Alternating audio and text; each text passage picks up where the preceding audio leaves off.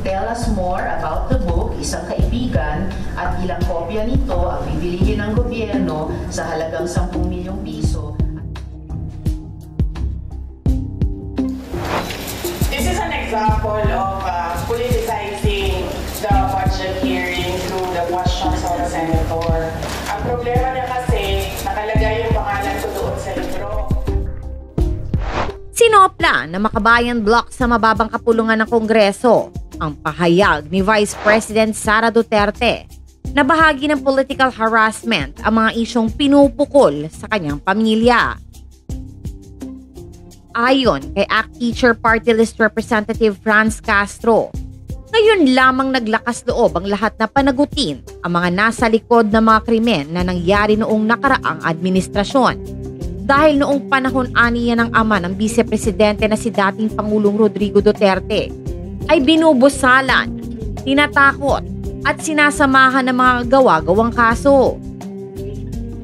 Noong panahon ni dating Pangulong Duterte sa posisyon, lahat ng mga pumuna o nagsalita laban sa kanyang pulisiya ay hinaharas, sinasampahan ng gawa-gawang kaso at kinukulong. Madami rin ang pinapatay. Ngayon na naghahanap ng katarungan ang mamamayan laban sa mga pang-aabusong yun ay sasabihing political harassment para lang pagtakpan ang kanilang mga kasalanan, ani Castro.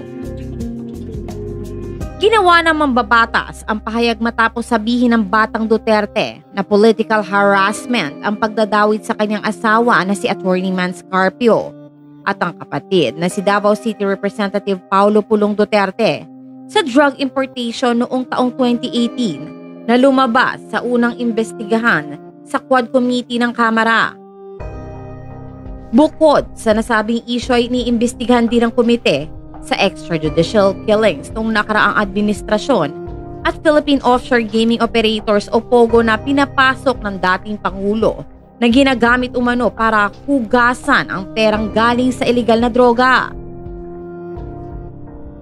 Harapin na lang nila ang mga issues na pinupukol sa kanila at lumaban ng patas hindi tulad ng mga ginawa nila sa mga biktima ng kanilang rehimen. Kami na sinampahan ng gawa-gawang kaso ay hinarap ito pero ang mga Duterte ay hindi man lang humarap o nagpaliwanag na maayos sa kahit anong kaso o issue na nilatag sa kanila, ayon pa kay Castro.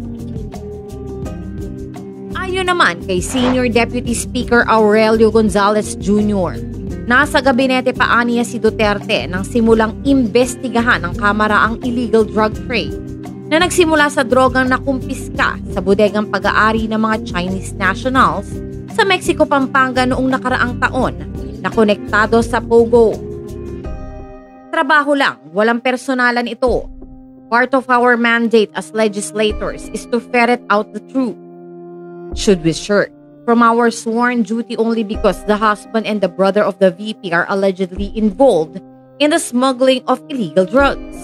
Ayon pa kay Gonzales.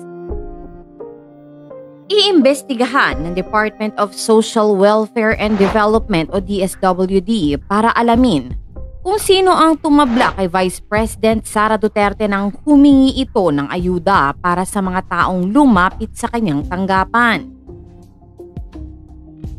Ito ang nabatid kay DSWD Secretary Rex Gatchalian sa ambush interview sa Kamara matapos dumalo sa budget hearing na kanyang pinamumuno ang ahensya. I will get in touch with her office para makuha lahat ng detalye para maimbestigahan natin ng mabuti, ani Gatchalian. Nauna na rito, sinabi ni Duterte na napupolitika umano ang ayuda kaya isinama nito sa kanyang proposed budget. Sa 2025 ang pondo para ang tanggapan na lamang nito ang magbigay ng tulong sa mga nangangailangan. Sinabi ng Vice Presidente na ginawa nila ito dahil tuwing nagbibigay umano ang mga ito ng referral letters sa DSWD ay tinatabla ng ahensya dahil kalaban umano siya ng kasalukuyang administrasyon. Ayon kay Gatchalian, aalamin umano nito kung sino sa DSWD ang tumanggi o hindi kumilala sa referral letter ng Office of the Vice President dahil bawal umano ito sa nasabing ahensya.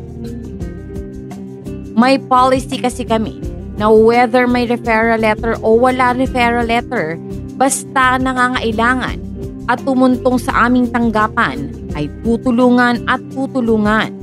Paliwanag ni Gatchalian. Dahil dito, hihingi nito ang tulong ng tanggapan ng Vice Presidente para imbestigahan kung may nagawang infraction ang kanyang mga tauhan at mabigyan ng agarang aksyon kung kinakailangan. This is an example of politicizing the budget hearing through the questions of the senator. Ang problema niya kasi, nakalagay yung pangalan ko doon sa libro.